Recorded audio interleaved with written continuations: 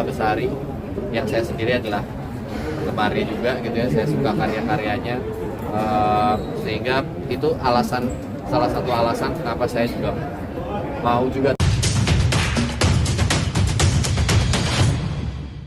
Iya, Garis Waktu bercerita tentang seorang musisi yang kemudian melakukan tambatan hati lah bisa dikatakan gitu ya, tapi harus menempuh satu kendala tentang jarak, waktu. Di film ini banyak berbicara tentang jarak, berbicara tentang waktu, berbicara tentang perasaan, berbicara mengenai bagaimana menyelesaikan persoalan-persoalan dalam kerangka itu sih. Ini cerita yang sederhana, tapi memang diambil inspired by karyanya Firsa Besari yang saya sendiri adalah penggemarnya juga gitu ya, saya suka karya-karyanya. Sehingga itu salah satu alasan kenapa saya juga mau juga terlibat di produksi ini karena itu. Peran karakternya sendiri, Kak Reza, peran karakternya di film ini? Senandika adalah seorang musisi.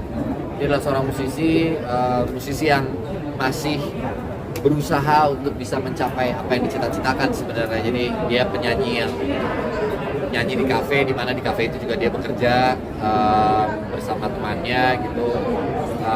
Orang yang masih struggling dengan kehidupannya, yang masih berusaha untuk bisa maju dengan apa yang dia miliki, dengan karir musiknya dan lain-lain, tapi bukan perkara gampang. Itu adalah Senandika. Apakah ada perubahan penampilan yang masuk pada supaya ya agak terlihat agak berbeda gitu ya, menyesuaikan aja sih sebenarnya kalau look, karena saya selalu senang kan bermain-main dengan look gitu ya. Mungkin ini salah satu look yang saya belum pernah present di film-film lainnya gitu.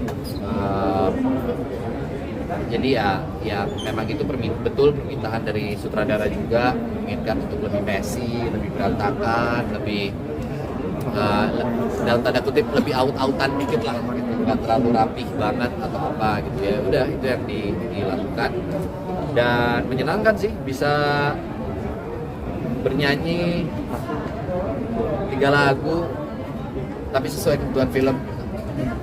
Syutingnya sendiri berapa lama sih Kak, di mana? Syutingnya di Jogja. Sebenarnya syuting udah lama ya, bulan Januari tahun 2020. Itu kami proses pembuatannya, jadi udah setahun yang lalu, persis setahun yang lalu. Berapa lamanya? Hampir sekitar 2 minggu lebih, kurang lebih, sampai persiapan sebulanan lah ya di Jogja. Ceritanya gimana Kak Reza, artinya di tengah pandemi ya, saat proses syutingnya sendiri, penggarapannya? Penggarapannya ya tetap dengan protokol kesehatan, kemudian kita syutingnya bubble quarantine, jadi karantina mandiri gitu, artinya semuanya ditempatkan di satu tempat yang sama, kita komit satu sama lain untuk gak berpergian kemana-mana, jadi interaksi yang terjadi itu hanya antara kita aja, kru, pemain gitu. Seperti biasa kru dan semua yang bertugas memakai masker gitu, itu tetap sih protokolnya kita jalankan. Cuma memang waktu itu masih lebih ketat ya dibandingkan yang era-era sekarang gitu. Sehingga memang jam syutingnya pun jam 9 malam tuh udah dikasih peringatan untuk berhenti gitu. So, udah dikasih warning lah. Jadi memang syutingnya juga syuting sehat. Kita nggak pernah syuting berpagi. Bagaimana sih persiapannya nyanyi 3 lagu? Persiapan mempelajari lagunya, liriknya, tapi kembali lagi yang paling penting adalah bagaimana kemudian menyanyikan lagu itu tapi sebagai Senandika, bukan sebagai kalian. Ada sih, menemukan karakter suaranya aja sih, karena saya itu bukan cara saya bernyanyi pada umumnya gitu ya. Maksudnya ketika ada lagu yang lain yang pernah mungkin saya terlibat, mungkin pendekatannya berbeda. Kali ini karena lebih jiwanya Senandika, lebih free spirit, lebih ya seorang musisi, anak band lah gitu. Jadi saya merasa mungkin boleh ada perbedaan dalam karakter suara. lebih mudah menyampaikan cerita lewat lagu atau lewat dialog? Dua-duanya sih menikmati.